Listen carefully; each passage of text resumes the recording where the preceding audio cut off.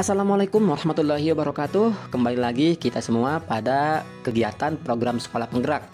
Kali ini kami akan menjelaskan khususnya bagi sekolah-sekolah yang sudah mendaftarkan dirinya untuk menjadi bagian dari program sekolah penggerak angkatan 3. Nah, kebetulan kami ini sudah melaksanakan kegiatan pelatihan karena kami masuk pada program sekolah penggerak angkatan kedua. Nah, di sini.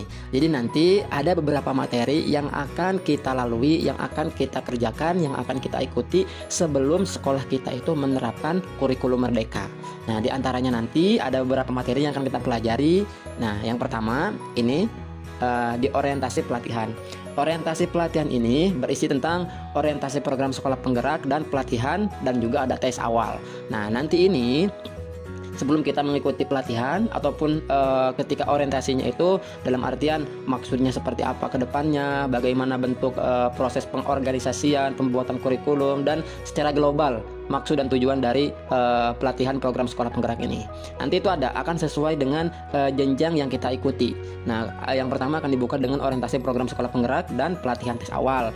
Untuk tes awal ini nanti biasanya akan terbuka sebelum kita mengikuti tahapan-tahapan yang selanjutnya. Yang kedua ada platform belajar, pengenalan platform belajar, LMS dan microlearning. Nah, karena kemarin waktu angkatan kedua ini menggunakan LMS untuk pelatihannya dilakukan secara daring, maka akan dikenalkan juga penggunaan LMS, cara menggunakan LMS, cara mengirim tugas, cara mengerjakan tugas, dan sebagainya. Nah, ini juga ada jamnya. Jadi untuk orientasi itu 4 JP, terus untuk pengenalan platform belajar itu ada 3 JP. Nah, selanjutnya setelah orientasi pelatihan, biasanya kalau orientasi pelatihan dan juga pengenalan platform belajar, kalau di angkatan 2 kemarin ini dilakukan secara secara menyeluruh, secara nasional. Tetapi nanti di bentuk kegiatannya itu untuk tahapan-tahapan selanjutnya ada kita masuk kepada ruang-ruang kelas sesuai dengan daerah kita masing-masing ataupun juga kelompok yang ditentukan oleh Kemendikbud. Jadi kita itu masuk pada kelompok berapa pada waktu pelatihannya. Nah, ini dilaksanakan secara nasional. Jadi seluruh Indonesia sekolah yang mendaftar menjadi program sekolah penggerak ini mengikuti orientasi program sekolah penggerak dalam satu sesi, dalam satu waktu kayak gitu, dari mulai Sabang sampai Merauke. Nah, terus untuk materi kurikulum, ini baru ini sudah kepada kelas masing-masing. Nanti itu ada grup kelasnya dan biasanya ada fasilitatornya. Nah, untuk materi kurikulum ini sangat banyak sekali. Untuk materi kurikulum, ya kita bisa lihat nanti ada refleksi pembelajaran paradigma baru, ada 6 JP. Nah, 6 JP ini terdiri dari nanti ada kegiatan sinkron, refleksi pembelajaran paradigma baru. Jadi yang dipimpin oleh fasilitator setiap masing-masing kelompok. Setelah itu nanti setiap kegiatannya bakal ada unggah tugas ruang kolaborasi. Terus juga ada unggah tugas ruang kolaborasi 2. Tadi kolaborasi 1, sekarang kolaborasi 2, dan ada tugas aksi nyata. Jadi nanti di pelatihan-pelatihan ini akan diisi dengan berbagai macam kegiatan, baik kita menyimak materi dari fasilitator ataupun juga kita mengerjakan tugas yang bentuknya sebagai ruang kolaborasi, ataukah nanti kedepannya ada demonstrasi dan aksi nyata. Selain itu juga ada refleksi pembelajaran. Nah, refleksi pembelajaran ini semua harus kita kerjakan dan bisa kita klik satu persatu. Nah, tanda kita sudah menyelesaikan setiap tahapannya ini ada tercentang biru di sini. Berarti kita ini sudah menyelesaikan tahapan-tahapannya. Jadi ini paradigma baru 6 JP. Selanjutnya ada pengenalan mandiri pada platform Merdeka Mengajar. Nah, kalau ini nanti kita karena jamnya juga banyak, 17 JP, dan ini termasuk pada kegiatan asinkronus. Jadi asinkronus itu bisa belajar mandiri, kalau sinkronus itu nanti ada bimbingan dari fasilitator masing-masing grup. Nah, ini terkait dengan pembelajaran mandiri pada platform Merdeka Mengajar. Ini banyak sekali yang topik yang perlu kita dalami. Di antaranya ada topik Merdeka Mengajar, ada topik kurikulum, ada topik perencanaan pembelajaran, topik asesmen, topik profil pelajar Pancasila, dan terakhir topik proyek penguatan profil pelajar Pancasila. Karena kenapa kok ini topik-topik ini yang dipilih? Kami melihatnya karena secara garis besarnya nanti kita akan mempelajari ini gitu. Jadi nanti kita akan mempelajari ini selama kegiatan pelatihan program sekolah penggerak. Nah, ketika ini dilakukan secara mandiri selama 17 JP. Nah, nanti baru akan kita masuk lagi dan akan didampingi oleh fasilitator masing-masing kelompok. Nah, ini terkait menyusun kurikulum operasional pendidikan ini 6 JP. Ini sama kegiatannya. Jadi nanti sebelum kita mengikuti kegiatan ada bahan bacaan untuk kita pelajari terlebih dahulu sebelum kita mengikuti kegiatan Zoom secara daring terkait pemaparan dari fasilitator mengenai penyusunan kurikulum operasional. Setelah itu nanti ada unggah unggah tugas kolaborasi, ada unggah tugas aksi nyata, dan refleksi pembelajaran penyusunan kurikulum operasional 1. Nah ini setelah itu juga sama, ada pemahaman capaian pembelajaran, isinya juga hampir sama. Nah, terkait dengan isi ini hampir sama. Nah, kalau yang ini capaian pembelajaran, mohon maaf. Nah, capaian pembelajaran ada 4 JP. Ini kegiatannya sama secara online difasilitasi oleh fasilitator. Nanti itu ada unggah tugas ruang kolaborasi, ada demonstrasi kontekstual, ada tugas aksi nyata. Jadi setelah itu ada refleksi pembelajaran. Jadi nanti itu banyak beragam. Selain kita mendengarkan penjelasan dari fasilitator, kita juga akan mendengarkan ataupun juga kita akan melakukan demonstrasi dan ruang kolaborasi pada kegiatan itu. Tentunya yang selanjutnya atau merancang pembelajaran 1. Nah ini ada berapa JP? Ada 6 JP nih. Ini juga sama. Pokoknya kalau kegiatan asinkronus berarti kita akan melihat dulu, ataupun juga kita akan biasanya belajar secara mandiri. Nah ini juga sama. Tetapi pada waktu kemarin ini dilakukan dan juga difasilitasi oleh fasilitator masing-masing kelompok. Terus yang selanjutnya ada merancang pembelajaran 2. Merancang pembelajaran 2. Nah sama. Ini juga sama, sinkronus, jadi difasilitasi oleh fasilitator.